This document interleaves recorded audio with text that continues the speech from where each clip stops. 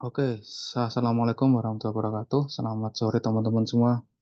Selamat datang di kuliah Ikatan Kimia dan Komputasi untuk pertemuan ke-8 atau pertemuan eh, per- pertama setelah UTS ya seharusnya. Perkenalan, nama saya Niko Prasetyo, saya dari Lab Kimia Fisik. Saya mengambil mata kuliah ini nanti untuk 7 pertemuan setelah UTS. Em, di pertemuan pertama ini, karena ini kelasnya online ya, dan kemudian jamnya itu sangat tanggung sekali, yaitu jam setengah 5 sore.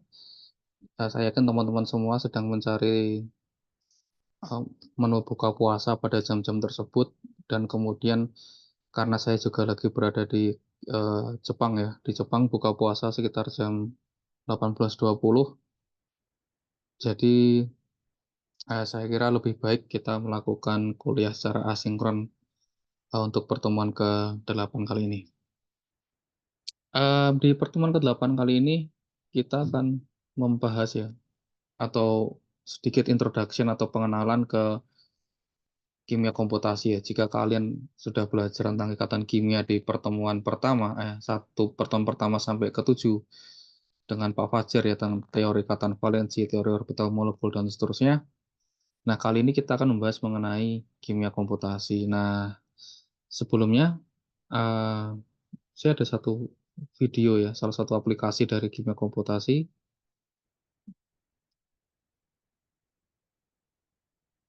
Share screen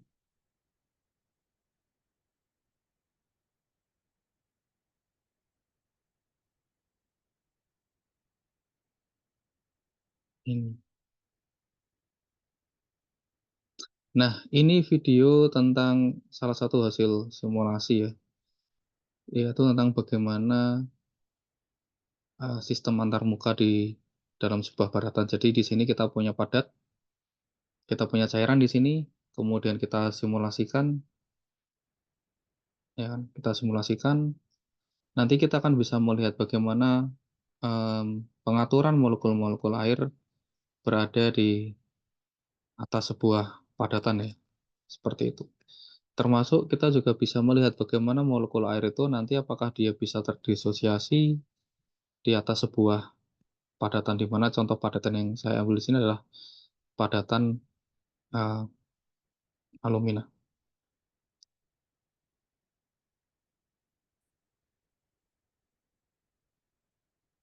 Nah, ini merupakan salah satu sebagian kecil contoh dari aplikasi metode kimia komputasi ketika kita bicara mengenai sistem sistem kimia. Nah, misalkan contoh yang lain adalah ada banyak, kalian bisa mempelajari keadaan transisi, kalian bisa mempelajari interaksi antara protein dengan ligan, kalian bisa mempelajari bagaimana reaksi terkatalisis, seperti itu, bagaimana fenomena adsorpsi menggunakan metode-metode komputasi.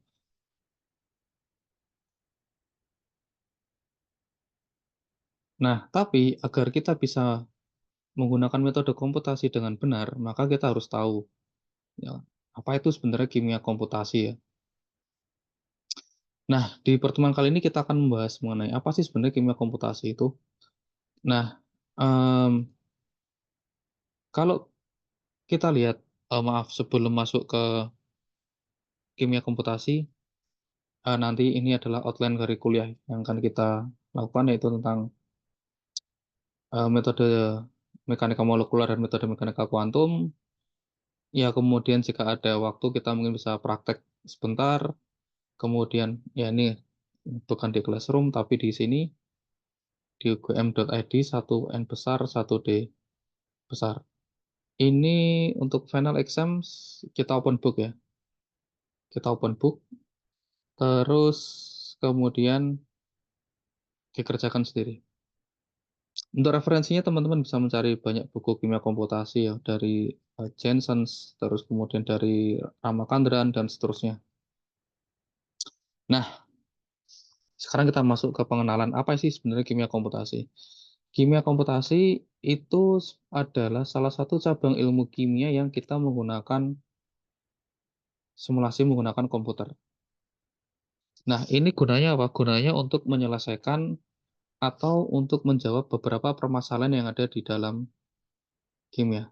Contohnya seperti yang saya tampilkan tadi adalah bagaimana kita bisa tahu sistem reaksi antar muka, padat cair, padat-padat, ataupun padat gas. Nah, oleh karena itu kita menggunakan komputer, maka kita harus apa ya istilahnya itu metode di dalam kimia komputasi itu harus ditulis ke dalam bahasa pemrograman yang biasa ditulis dalam bahasa C++, bahasa Fortran, dan kemudian ke dalam bahasa MPI untuk melakukan komputasi secara paralel. Nah, apa yang ditulis di sini? Yang ditulis di sini itu adalah theoretical chemistry. Jadi kalau teman-teman ingat kuliah kimia kuantum misalkan tentang persamaan Schrödinger, terus kemudian tentang normalisasi, ortogonalisasi, terus tentang operator momentum misalkan, Hermitian operator, dan seterusnya itu, nah itu dituliskan ke dalam dituliskan ke dalam sebuah kode program menggunakan bahasa pemrograman. Dan ini kimia komputasi ini itu banyak sekali digunakan untuk memprediksi sifat-sifat dari berbagai macam sistem kimia. Nah, oleh karena itu, karena kimia komputasi itu adalah implementasi dari kimia teori, ya kan? Maka dua kelas besar metode yang digunakan di kimia komputasi itu ada disebut dengan mekanika kuantum dan mekanika molekular. Jadi sekarang contohnya begini. Ah, teman-teman membuat program titrasi misalkan, ya kan, titrasi. Di sini ada eh, volume apa namanya? Ya, volume yang di gelas Erlenmeyer dan di sini ada volume yang ada di buret. Ya kan, kalian melakukan titrasi, titrasi set set set set set set set set set sampai ketemu nanti kalian apa namanya? titik titik akhir titrasinya kayak gimana. Nah, itu apakah bisa disebut sebagai kimia komputasi? Itu nggak bisa disebut sebagai kimia komputasi ya. Itu bukan bagian dari kimia komputasi. Atau contoh yang lain, yang lagi ngetren sekarang. Em, Teman-teman membuat aplikasi bagaimana kita bisa menentukan konsentrasi ion tertentu menggunakan metode kolorimetri atau metode yang berbasiskan warna. Jadi konsepnya adalah kalian punya larutan, ya kan? Larutan, kasih nanopartikel, agi nanopartikel atau emas nanopartikel misalkan.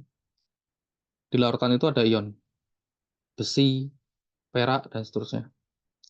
Kemudian ketika dideteksi oleh nanopartikel tadi, maka dia akan berubah warna kan, menjadi hijau. Kemudian dijepret pakai HP, ya kan, dijepret pakai HP. Nah, di HP itu kan ada gambarnya tuh. Gambarnya itu kemudian dianalisis ya, menggunakan program apa? Image J namanya. Ya, Image J.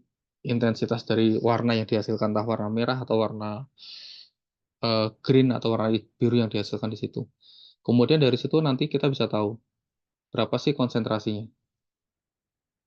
Nah, apakah ini kimia komputasi? Ini bukan kimia komputasi. Kenapa? Karena kimia komputasi tadi itu adalah implementasi dari kimia teoritis ke dalam sebuah bahasa pemrograman untuk menyelesaikan permasalahan kimia. Oke, em, quantum mechanics. Quantum mechanics itu murni berdasarkan pendekatan teoritis ya, tanpa adanya apa? Mungkin data eksperimen seperti itu. Dan kemudian di quantum mechanics kita tetap butuh ya konstanta-konstanta dasar ya seperti kecepatan cahaya, massa elektron, massa proton misalkan, konstanta Rydberg misalkan, dan seterusnya. Nah, kalau molecular mechanics itu kebalikan dari quantum mechanics. Molecular mechanics itu adalah dia deskripsi klasik dari sebuah sistem kimia. Jadi kalau di quantum mechanics, terutama untuk kimia kuantum, itu kan persamaan Schrödinger kan diselesaikan untuk sistem eh, ya di pendekatan persamaan Schrödinger untuk sistem multi elektron. Tapi di mekanika molekular itu nggak ada elektron sama sekali. Jadi sistem kimia itu dia didepiksikan atau digambarkan sebagai bola pejal yang kemudian dia dihubungkan dengan spring atau pegas, ya kan? Nah, sekarang pertanyaannya adalah untuk mendeskripsikan ini, ya kan, itu ternyata kita butuh data eksperimen. Ya, kan? Misalkan kita butuh data entalpi pembentukan nih untuk satu deret senyawa misalkan. Nah, kemudian dari data situ diekstrak, kemudian di fitting ke dalam sebuah medan di fitting, nanti kita akan dapatkan deskripsi klasik dari sebuah sistem kimia. Nah, itu mekanika molekular. Nah, masing-masing metode ini itu ada kelebihan dan ada kekurangannya. Yang tadi saya katakan bahwa ketika kita melakukan riset di kimia komputasi, kita harus tahu sistem kimia apa yang akan kita kaji. Ya kan? Terus kemudian kita harus tahu metode yang pas untuk mengkaji sistem tersebut. Sehingga data yang kita hasilkan itu dia akan berkorelasi dengan data eksperimen. Nah, ini dia contohnya. Em, Mengapa kemudian kimia komputasi itu dikembangkan? Nah, kimia komputasi itu dikembangkan gunanya untuk apa? Gunanya adalah untuk mendapatkan informasi tentang sistem kimia dengan memodelkan atom atau molekul atau ion menggunakan komputer. Jadi yang ingin kita kaji atau yang ingin kita peroleh itu adalah informasi sistem kimia pada skala skala atomik ya. Jadi kalau teman-teman melakukan praktikum misalkan, titrasi misalkan, oke kita tahu konsentrasinya berapa molar, atau teman-teman melakukan praktikum kenaikan kenaikan titik isoterm adsorpsi misalkan. Nah, kita tahu nih berapa jumlah yang bisa terserap. Itu kan sifat-sifat yang berada di dalam level makroskopik ya. Nah, kalau komputasi itu lebih ke sifat-sifat yang berada di dalam skala skala atomik. Um, Misalkan contohnya seperti ini.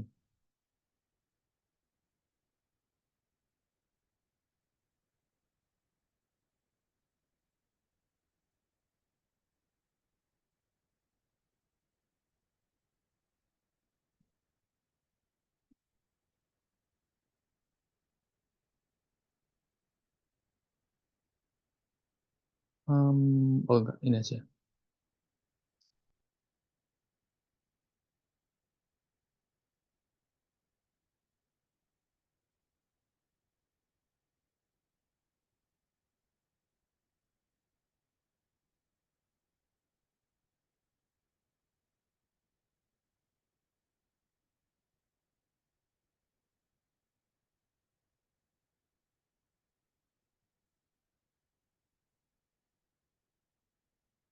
Nah, ini dia.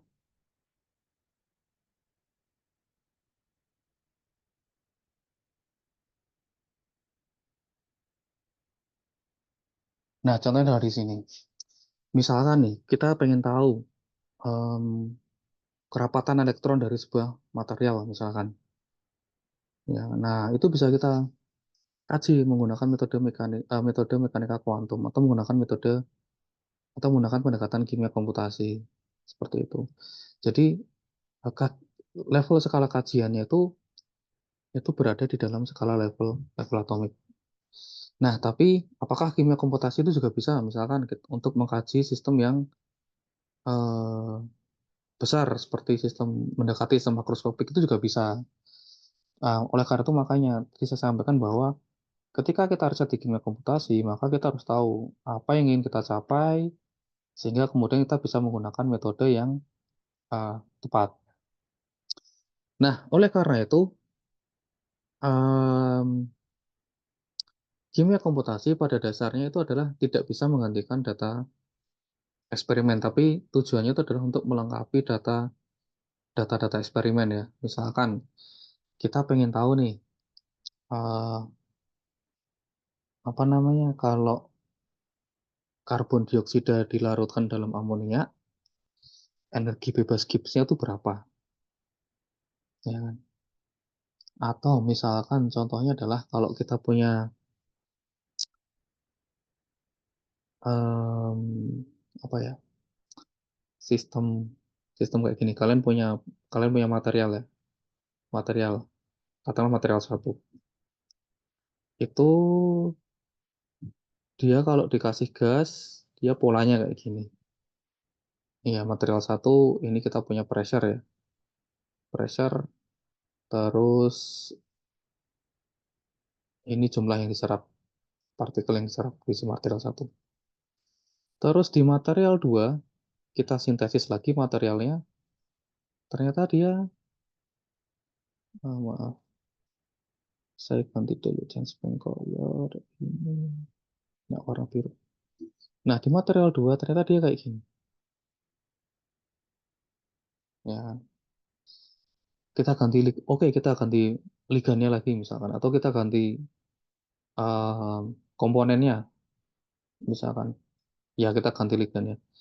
Nah, kita ternyata material yang ketiga dia polanya kayak gini. Nah, sekarang yang ingin kita tahu adalah, loh, ini kenapa aku bisa kayak gini? Alasannya tuh apa gitu loh.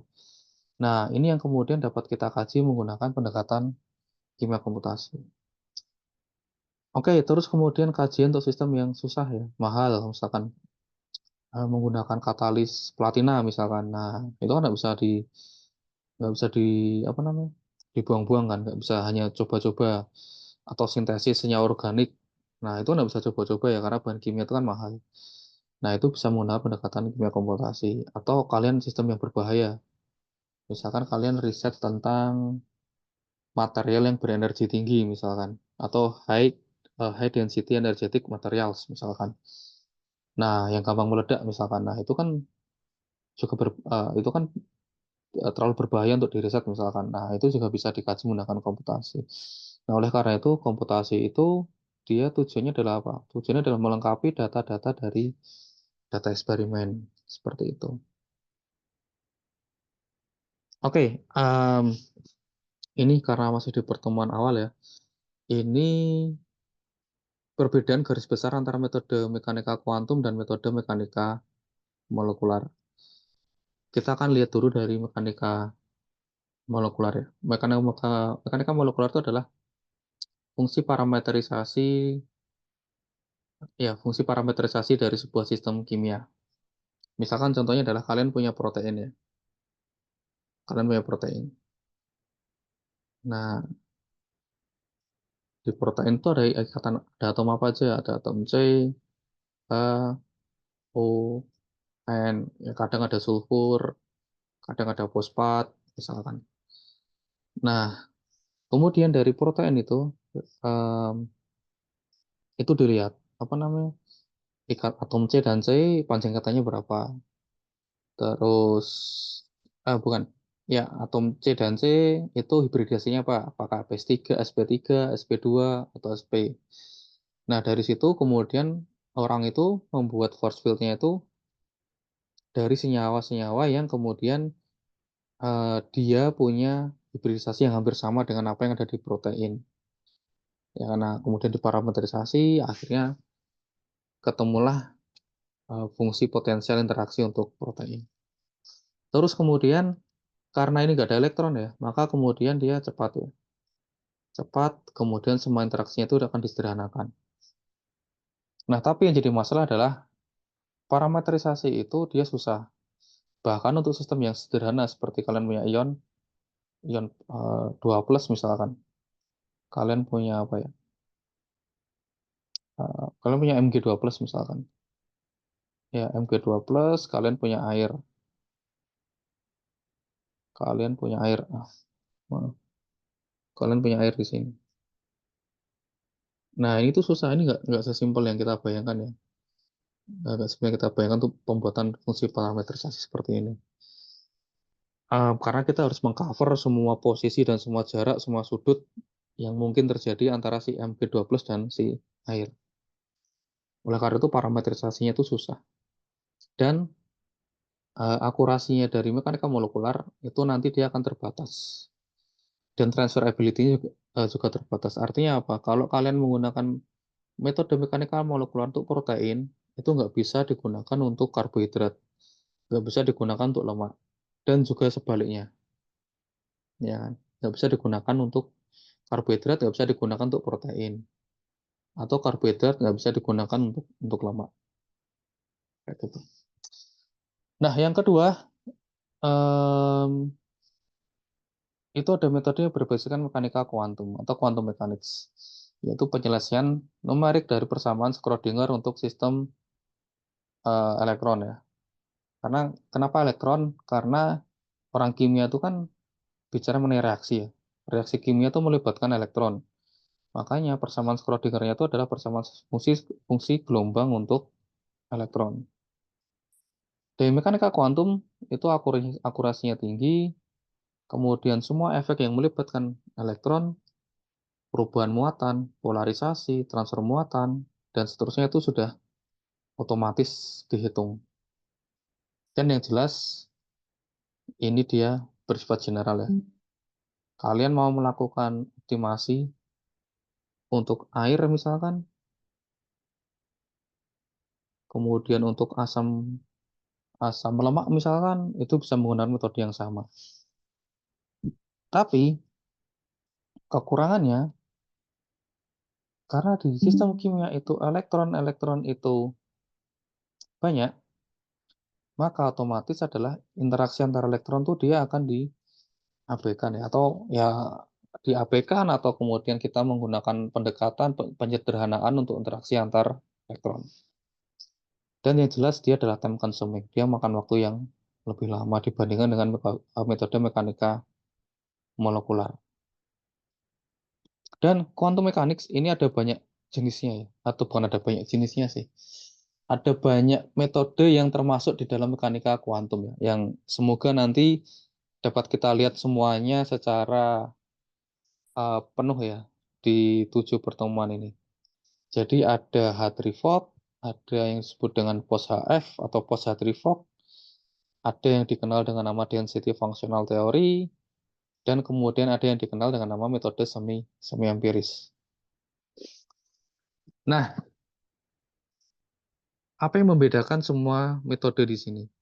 Yang membedakan semua metode di sini itu adalah bagaimana metode itu dia mengaproksimasi atau pendekatan yang dipakai ketika ada interaksi antar elektron atau korelasi antar elektron. Ya, yang tadi saya bilang di sini bahwa di mekanika kuantum itu interaksi antar elektron itu dia akan diaproksimasi atau akan ada pendekatan tertentunya. Nah, masing-masing metode itu mereka punya pendekatan tersendiri untuk menghitung korelasi antar elektron. Contohnya adalah misalkan HF. HF itu dia korelasi antar elektron itu dia akan diabaikan ya. Secara eksplisit diabaikan sehingga tidak ada efek korelasi antar elektron di situ. Pos HF. Pos HF itu dia memasukkan korelasi antar elektron. Nah, cara memasukkan korelasi antar elektron itu bagaimana? Ada yang menggunakan teori perturbasi, ada yang menggunakan couple cluster, ada yang menggunakan configuration interactions. Nah, terus yang berikutnya adalah density functional theory. Nah, density functional theory itu dia basisnya bukan lagi fungsi gelombang satu elektron, tapi dia basisnya adalah bagaimana kita sistem kimia itu energi itu dia ditentukan oleh densitas elektron ya, kayak gitu.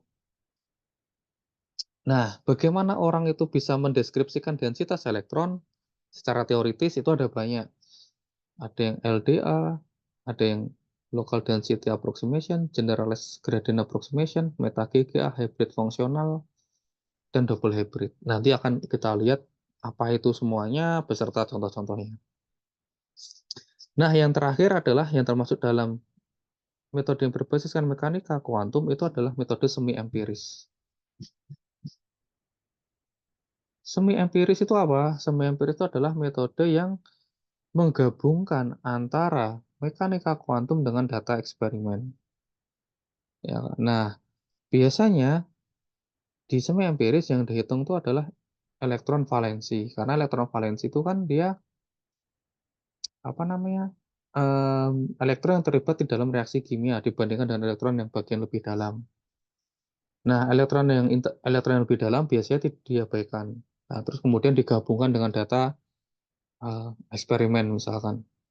Sehingga kemudian perhitungan di semua yang beres ini dia akan jauh lebih cepat dibandingkan dengan metode yang lain, dibandingkan dengan Hatrifok, dibandingkan dengan POSAF, dibandingkan dengan DFT, itu dia akan jauh lebih cepat.